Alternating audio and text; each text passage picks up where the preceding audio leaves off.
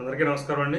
పశ్చిమ గోదావరి జిల్లా నర్సాపురం పార్లమెంటుకి సంబంధించినటువంటి సీట్ని ఎంపీ మాజీ ఎంపీ రఘురామకృష్ణరాజు గారు ఎవరైతే ఉన్నారో ఆయనకి సీట్ని కేటాయించలేదని చెప్పేసి అక్కడ ఉన్నటువంటి స్థానికులైతేనేమి, ఆ పార్లమెంట్ పరిధిలో ఉన్నటువంటి 7 నియోజకవర్గాలకు సంబంధించినటువంటి అసెంబ్లీ నియోజకవర్గాలకు సంబంధించినటువంటి అక్కడ కార్యకర్తలు కానీ చాలా నిరాశకు నిస్పృహకి అయితే లోనైనట్టు మనం గతంలో చూసాం.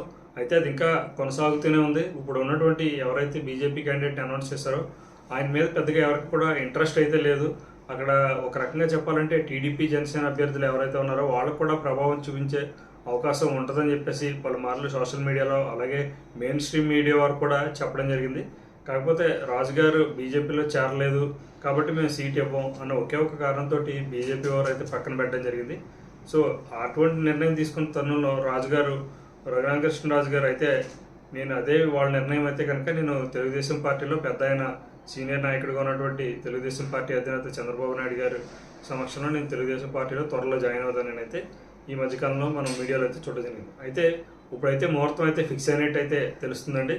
కొంత అక్కడ ఉన్నటువంటి స్థానిక ప్రజల దగ్గర నుంచి అలాగే అక్కడ ఉన్నటువంటి విశ్వసనీయ వర్గాల దగ్గర నుంచి అయితే మనకు ఒక సమాచారం అయితే అందింది. రేపు 5వ తారీఖున జరిగే పాలకొల్లో జరిగేటటువంటి ప్రజాగళం బహిరంగ సభలో చంద్రబాబు నాయుడు గారి సమక్షంలో రఘురామకృష్ణరాజు గారు తెలుగుదేశం పార్టీలో అయితే జాయిన్ అవ్వడం జరుగుతుంది. అయితే జాయిన్ అవ్వడం అయితే గ్యారంటీగా జరుగుతుంది. కాకపోతే సీట్ ఇస్తారా లేదా అనే విషయం మీద కూడా చాలామంది అయితే చర్చించుకున్నారు. సీట్ అయితే కూడా ఆయనకి ఖరారు చేస్తారని అయితే మనకి కొంత ఇన్ఫర్మేషన్ అయితే ఉందండి.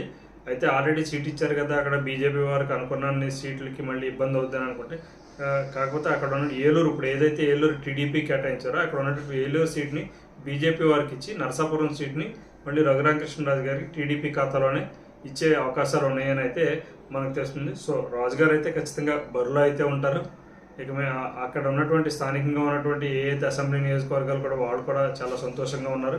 ఈ కార్యక్రమం జరిగినప్పటి నుంచి ఇంకొక రకమైన వేవ్ అయితే స్టార్ట్ అవుతుందని అక్కడ ఉన్న ప్రజలు అనుకుంటున్నారు. ఇప్పటివరకు కొంత అనిశ్చిత అయితే ఉంది. రఘురామకృష్ణరాజు గారు లాంటి పోరాట యోధుడికి సీట్ ఇవ్వలేదు, దానివల్ల బీజేపీతో పెట్టుకుంటే మాత్రం ఉపయోగమే ఉంది, వాళ్ళకి ఓటేస్తే మాత్రం ఉపయోగమే ఉందని వాళ్ళు ఓటు నోటాకైనా వేస్తుంది తప్ప బీజేపీకి ఏమనే మంది కూడా చాలామంది అయితే ఉన్నారు. పొత్తు ధర్మం పాటించాలి అన్న దాన్ని కూడా పక్కన పెట్టారు.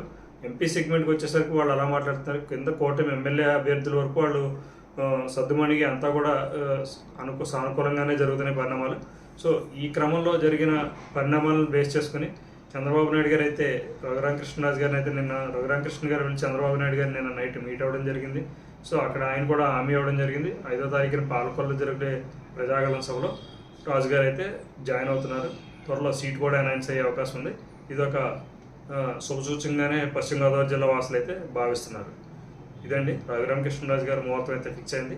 నా వీడియో మీకు నచ్చినట్లయితే తప్పకుండా లైక్ చేయండి. అలాగే నా ఛానల్ ఎవరైనా సబ్స్క్రైబ్ చేసుకోకపోతే so please subscribe to my channel. Bye.